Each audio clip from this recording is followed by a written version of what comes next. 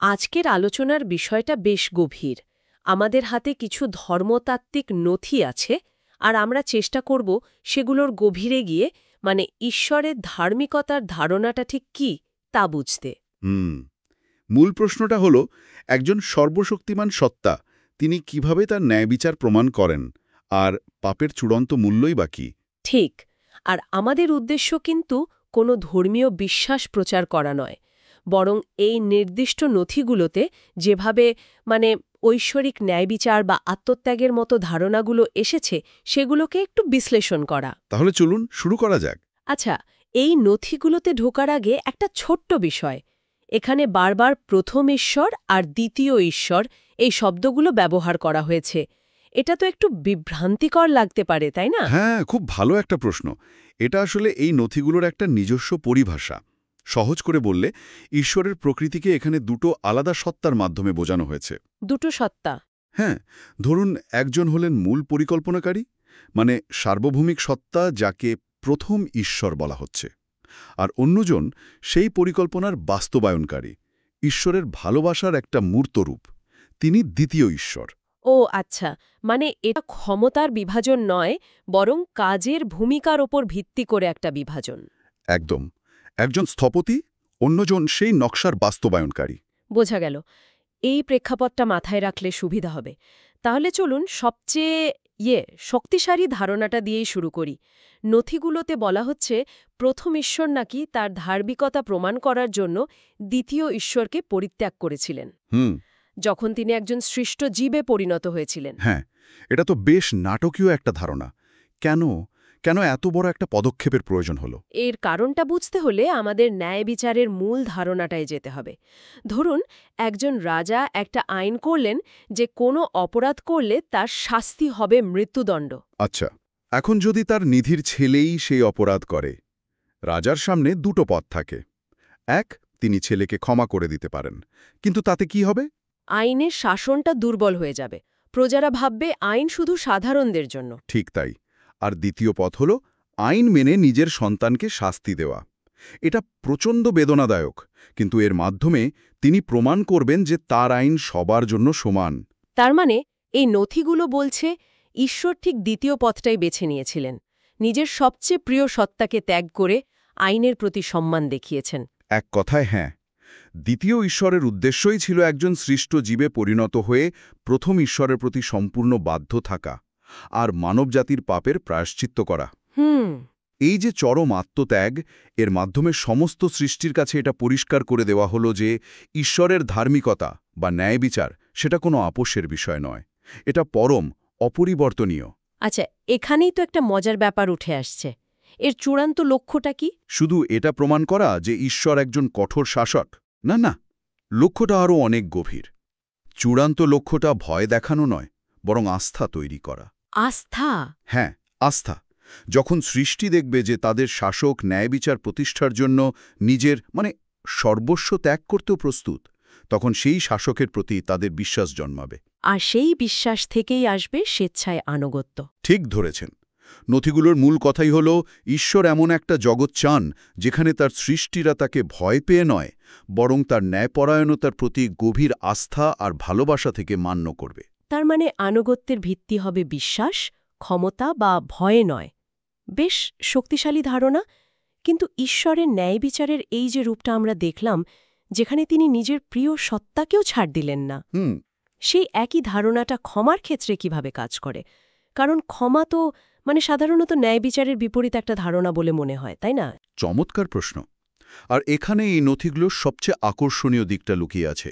তারা বলছে ক্ষমা সেটা বিনামূল্যে আসে না।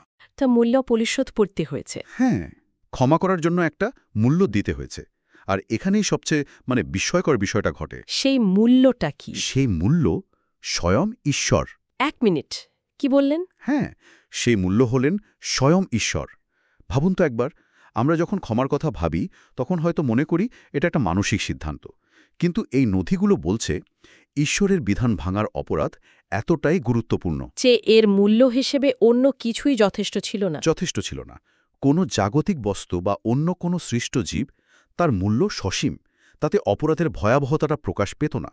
তাই এর একমাত্র মূল্য হতে পারতেন স্বয়ং ঈশ্বর। তার মানে প্রথম ঈশ্বর শ্রেষ্ঠ জীবে পরিণত হওয়া দ্বিতীয় ঈশ্বরকে উৎসর্গ করে সেই মূল্যটা দিলেন। ঠিক, এই ধারণাটাই তো সবকিছু বদলে দেয়। মানে যিনি আইন তৈরি করেছেন তিনি সেই আইন ভাঙার শাস্তি নিজের ওপর তুলে নিচ্ছেন। এটা তো এক কথা অবিশ্বাস্য, ঠিক ধরেছেন।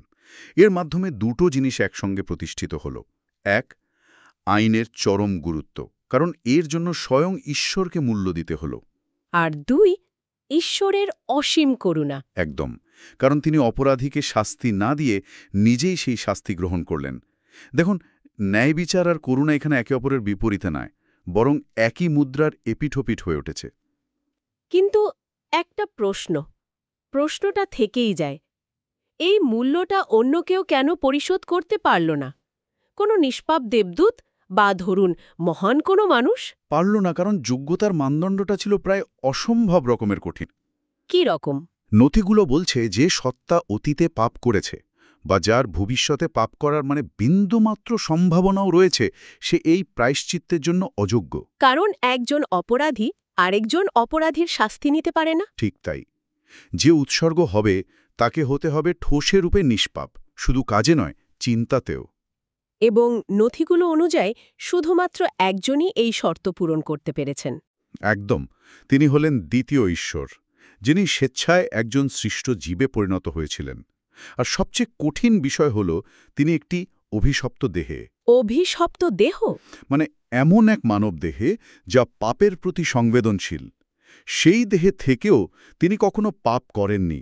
এই যে নিখুঁত নিষ্পাপ অবস্থা, এটাই ছিল ঈশ্বরের নির্ধারিত পরম মানদণ্ড। আর এটা কোনো সাধারণ সৃষ্ট জীবের পক্ষে অর্জন করা সম্ভব ছিল না। সম্ভব ছিল না। তাহলে যোগ্যতাটা হলো এক নিখুঁত নিষ্পাপ জীবন, যা শুধুমাত্র ঈশ্বরের পক্ষেই সম্ভব ছিল, যদিও তিনি তখন মানুষের রূপে। এই মানদণ্ডটা তো ঈশ্বর নিজেই ঠিক করেছিলেন। হ্যাঁ, কারণ ঈশ্বরের আদেশকে সম্মান জানাতে এমন এক সত্তার আত্মত্যাগ প্রয়োজন ছিল যার মূল্য অসীম। আর সেই অসীম মূল্যের সত্তা একমাত্র ঈশ্বর নিজেই হতে পারেন। কোনো দেবদূত বা মানুষের মূল্য তো সসীম, তাই না? তাদের ত্যাগ হয়তো মহৎ, কিন্তু তা ঈশ্বরের অসীম ন্যায় বিচারকে সন্তুষ্ট করার জন্য যথেষ্ট নয়। যথেষ্ট নয়। আচ্ছা, তাহলে আমরা দেখলাম ন্যায় বিচারের প্রতিষ্ঠা হল, ক্ষমার মূল্য পরিশোধ হল। এই সব কিছুর শেষ পরিণতিটা কি? এই বিশাল ঐশ্বরিক পরিকল্পনার শেষে চূড়ান্ত বিচারের সময় কি ঘটবে? যদি আমরা পুরো বিষয়টাকে একটা বড় ছবির মধ্যে দেখি, তাহলে দেখব ন্যায় বিচারের যে স্বচ্ছতার ধারণা, সেটা শেষ পর্যন্ত বজায় থাকছে।